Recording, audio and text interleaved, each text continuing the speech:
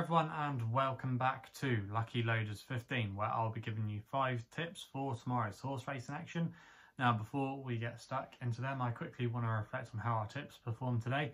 Current time of recording, we still do have one left to go for us tonight at Haydock. That's Dawn Diva, has been really well supported, but to be fair, in that race there's been quite a few non-runners and there will be a hefty Rule 4 in there if she goes and wins. So fingers crossed we can get a good result there. But our other selection today was really unlucky at Musselburgh, my nap. That was Mackinac for Paul Mulronnan and Julie Camacho. Got a lovely turn to the race, was travelling really well. He was very eye-catching, but he could just never get a run. He just hit traffic and he was looking for a gap to open up.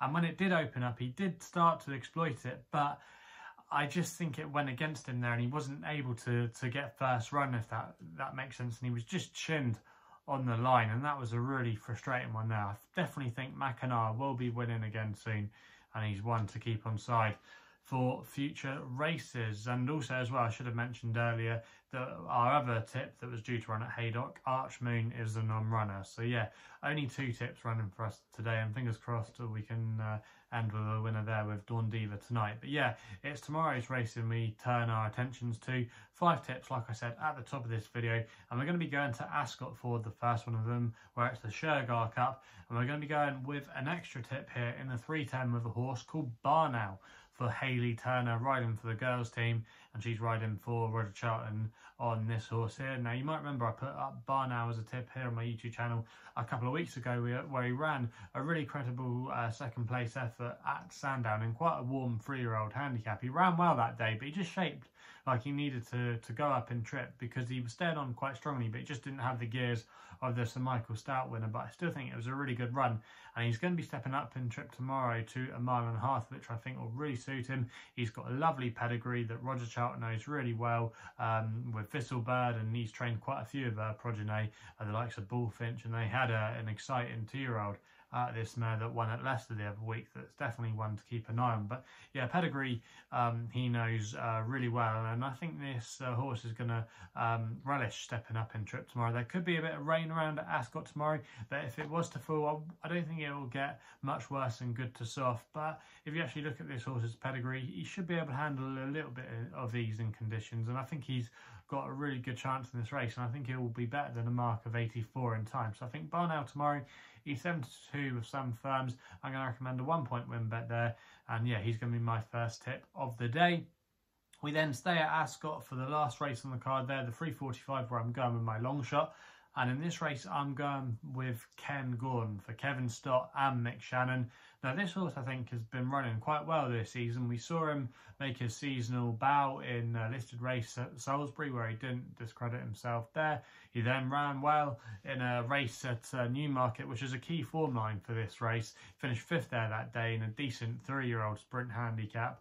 And he finished 5th, like I say there, but he was bumping into the likes of Popmaster, Royal Scimitar. Popmaster has since gone on to boost that form, and tomorrow our selection, Cairn, is going to be a lot better off at the weights with them. So I do think he's got a good chance in this race tomorrow. He also as well lost a shoe that day, which can definitely be another thing you can add to the list of why you can forgive him there. But I do think he is underestimated in here. He's dropped down to a mark now of 99, which I think is more than capable. He was a Group 3 winner over in France as a juvenile, and I don't think he'll mind a little bit of rain tomorrow. I wouldn't want it too deep, but if it was good to soft, I don't think that would be an issue for him. I do think he's got a good chance in this race. I can just see him being handy. I don't think he'll make the run-in, but I think he'll just sit in behind the pace. I could see Bowman from Mark Johnson's team going out there setting the pace, and I think it could just set up really nicely for him. I think Ascot will suit him as well, and at 10-1 with 4 places on offer with Paddy Power and Betfair, I thought that was a good each way bet there, and that's why I'm recommending him as my long shot of the day at 0.5 each way at 10-1. We then head to Newmarket to the July course there in the 4 o'clock, and I thought the market had this one slightly wrong. I thought Komachi was a bit of value here for Will Buick and Charlie Appleby, the Godolphin runner. Now, he is going to be meeting a Godolphin teammate tomorrow in the form of Storm Damage, but I thought he looked a little bit too short in the betting for me. He's nearly touching even money in some places, and even though, yes, he has he's got good form. He's got to give away £9 to our selection, Zamanchi, tomorrow. And Zamanchi could have a lot more to offer. He ran really well in a novice race behind Bide at Newmarket last month. And we've seen that form work out to really good success. Bide, obviously, looks like he could be one of the finds of the season so far for William Haggis. And I think off a mark of 87 in this race, I think that's very workable. He's quite versatile, I think, and yeah, I think there shouldn't be such a disparity in the betting between them. You can currently back him at 11 to 4 at the time of recording. I do think there's a little bit of value to be had, and I think come post time tomorrow, I think there will be joint favourites. I could see him going off maybe around about the 13 to 8 mark, something like that. I do think there will be a lot of money for Zamanchi tomorrow. We then head to Haydock for the last race there, where we're going to be going with my nap in the 5-10.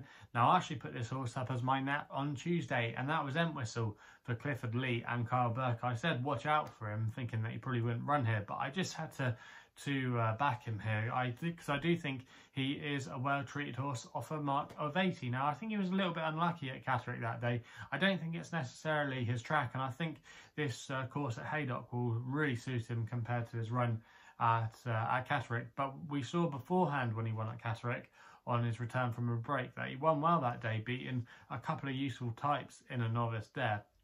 And he really did assert in the closing stages. And if you go back and watch his most recent race, he kind of just got a little bit unbalanced. And then Clifford Lee, I didn't think gave him the best of rides. He was trying to look for a gap up the rail that just never developed. And he was staying on in the closing stages. And I just thought the winner that day was just able to nick it from the front. Now, the current going at Haydock is described as soft, but if you actually look at this horse's pedigree, he should be able to handle it. Garswood, his best form came on heavy ground when he won the Prix Morris de Geese to Group 1, and a lot of his other best form came with plenty of juice. And also as well, he's actually half brother to the likes of Pendleton, who all his best form has come on soft ground, so the ground shouldn't pose a problem tomorrow. I do think this horse has a really good chance, and I think he's going to be well in here, receiving weight from plenty of his rivals. I think he will get the job done. He's available at 4-1 with some firms, and that's why I'm recommending Entwhistle as my nap of the day in the last race there at Haydock in the 5-10. We then go to my next best on the all-weather card at Lingfield for the evening action there. In the 8-10, we go to the last race with a horse called Lilkian for Angus Villiers, claiming 5, riding for Darrell Holland. Now, Darrell Holland's actually done all right. He's had a few winners since he's come back to the UK and taken out a training licence. And this horse, Lilkian, ran a really good race, I thought, last time out at Wolverhampton, where he had excuses that day, had a wide draw, which never really suits, and still ran really well. Now, his best form has come on the all-weather. He's a maiden on the turf, but all 5 career wins of his have come on the all-weather. And like I say, he's treated now on a good mark. And with Angus Villiers claiming £5, I think he's really well treated in this field. He's a horse that's quite versatile. He can be in the midfield. He can go handy. But there's a lack of pace in this race tomorrow, and I think he might be able to get an easy time on the lead. He's got a good draw to work from tomorrow, still 5, a lot better for him, and I think he might just be able to nick this. And if you were watching the racing at Lingfield the other day on the all-weather, not too many horses were coming from the rear. I remember Tom Marquand nicking some from the front. You needed it to be handy, and I just think he might be able to capitalise on that. And yeah, I think he can get another win on the all-weather under his belt. So yeah, Lilkian tomorrow, I think he's got solid credentials in the last at Lingfield, and that's why he's going to be my next best of the day. So they're the 5 tips for tomorrow's racing. If you're still enjoying these videos, remember to hit the thumbs up button and subscribe here to my YouTube channel at LuckyLoaders15. Also as well, if you want to follow me on social media, Twitter is the place to do so, where my handle is at LuckyLoader15. And if you want to find out a little bit more about myself, my website is www.chrisloaderracing.co.uk. So please gamble responsibly. Hopefully we can have some winners for you tomorrow, and we'll be seeing you soon.